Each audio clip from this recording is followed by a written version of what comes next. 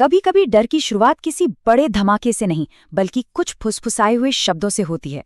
तो आज हम एक ऐसी ही कहानी भूतिया शमशान की गहराइयों में उतरेंगे और ये जानने की कोशिश करेंगे कि कैसे ये कहानी हमारे अंदर के सबसे पुराने डर को जगा देती है।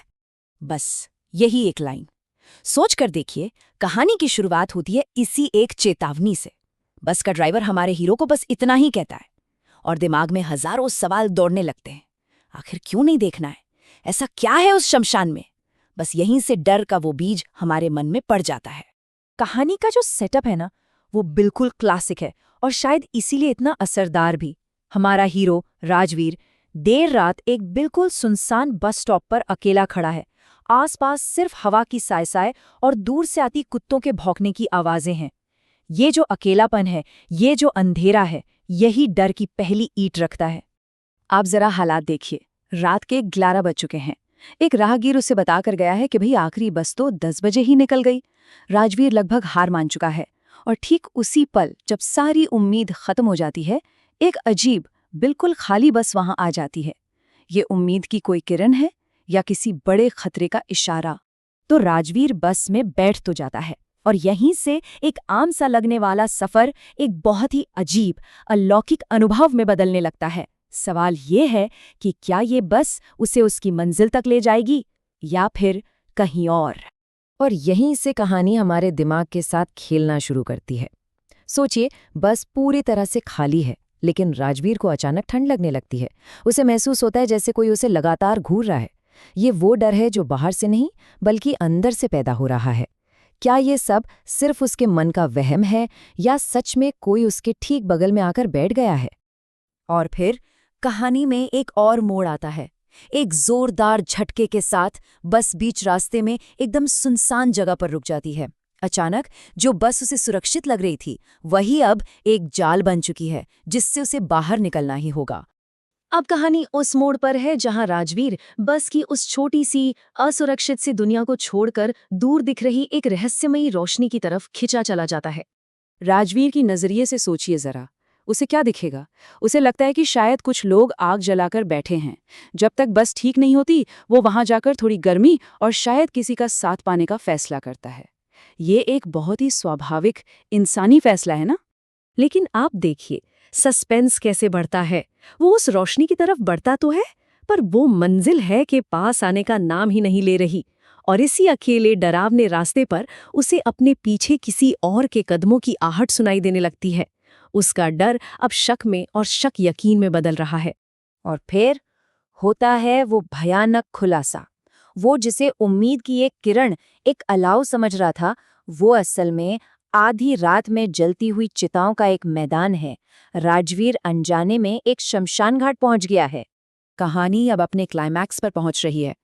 ठीक उसी वक्त जब राजवीर उस शमशान की तरफ खिंचा चला जा रहा है, बस का ड्राइवर आता है, उसे रोकता है और इन सारी अजीब घटनाओं के पीछे का वो भयानक सच बताता है जिसे सुनकर रोंगटे खड़े हो जाएं। ड्राइवर का बस ये एक वाक्य राजवीर की पूरी दुनिया हिलाकर रख देता है। मतलब जो कुछ उसने देखा, जो महसूस किया, क्या वो सब एक धोखा था?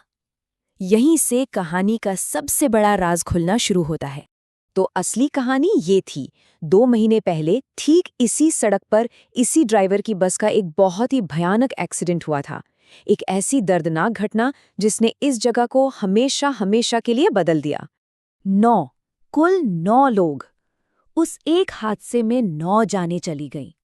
9 रूहें जो अब भी शायद इसी सड़क पर भटक रही हैं। और यहीं ड्राइवर उस राज से पर्दा उठाता है कि राजवीर ने जो कुछ भी देखा, वो सब एक धोखा था। वो पूरा का पूरा शमशान घाट उन प्यासी आत्माओं का बनाया हुआ एक मायाजाल था, ताकि वो किसी जिंदा इंसान को अपनी तरफ खींच सकें। वो लोग नहीं, आत्माएं थीं। राजवीर और ड्राइवर वापस बस में तो आ जाते हैं, पर खतरा अभी टला नहीं है। असल में अब बस के सफर का आखिरी और सबसे भयानक हिस्सा शुरू होता है, जहां वो रूहें अपनी मौजूदगी का एहसास कराती हैं। उस खामोशी की कल्पना कीजिए और फिर अचानक बस के पिछले दरवाजे पर एक जोरदार दस्तक। ये वो पल है जब वो आत्माएं सीधे सीधे बस से टकराती हैं। अंदर का तनाव अपने चरम पे पहुंच जाता है। और ये है क्लाइमैक्स। वही बर्फीली ठंड बस में लौट आती है। राजवीर को अपनी गर्दन पर किसी की गर्म सांसें महसूस होती हैं और ड्राइवर चिल्लाकर चेतावनी देता है, उनकी मत सुनो और पीछे मत देखो।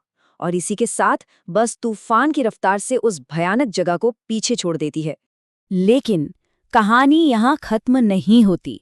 अंत में एक ऐसा मोड़ है जो सिर्फ राजवीर को ही नहीं बल्कि हमें भी झकझोर कर रख देता है और बस और उसके ड्राइवर की असली सच्चाई को सामने लाता है। राजवीर को लगता है कि चलो जान बची तो लाखों पाए। वो चैन की सांस लेकर बस से उतरता है और ड्राइवर का शुक्रिया अदा करने के लिए बस एक आखिरी बार पीछे मुड़ता है। और वहां कुछ भी नहीं होता। बस और ड्राइवर दोनों हवा में गायब हो चुके थे। मतलब जिसने उसे बचाया वो भी शायद इसी दुनिया का नहीं था। और कहानी हमें इसी एक बेचैन कर देने वाले सवाल के साथ अकेला छोड़ जाती है कि क्या मसानपुर का वो शमशान घाट आज भी वहीं मौजूद है, बस हर किसी को दिखाई नहीं देता। और ये सवाल हकीकत और वहम के बीच की उस धुंधली लकीर को शायद हमेशा के लिए मिटा देता है।